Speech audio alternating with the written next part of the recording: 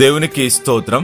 గడిచిన నెలంతా మనల్ని మన కుటుంబాల్ని ఆయన కృపలో భద్రపాటు చేసి డిసెంబర్ నెలలో మనలందరినీ ప్రవేశపెట్టిన దేవాతి దేవునికి మహిమ ఘనత ప్రభావాలు కలుగును గాక. ఈ నెలంతట్లో మీరు ఆశించిన ప్రతిదీ దేవుడు మహాకృపను బట్టి అనుగ్రహించి మీ హృదయాలను తృప్తిపరిచి మీ కుటుంబాలను కాచి కాపాడి నడిపించును గాక. ఈరోజు దేవుని వాగ్దానం, యెహోవా ఉత్తమమైన దానిని మీకు అనుగ్రహించును. కీర్తన గ్రంథము 85:12.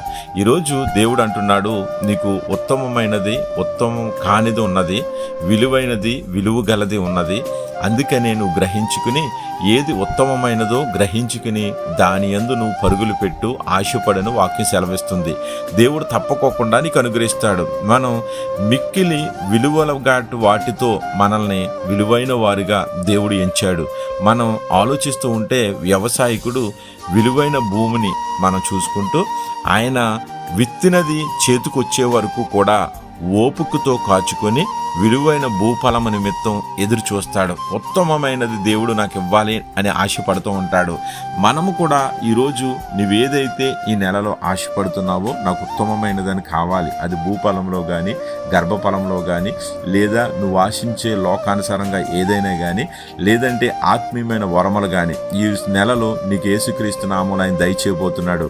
కనుక మృదువైన గుణము దేవుని దృష్టికి విలువ గలది, ఉత్తమమైనది. కాబట్టి మృదువైన వాటి యందు నువ్వు ఆశ ఉంచినట్లయితే మృదువైన గుణాన్ని నీకు ఇచ్చి ఆయన ఆశీర్వదించిపోతున్నాడు. కనుక నరులు కొన్ని వాటిని విలువైనదని ఎరగరంట.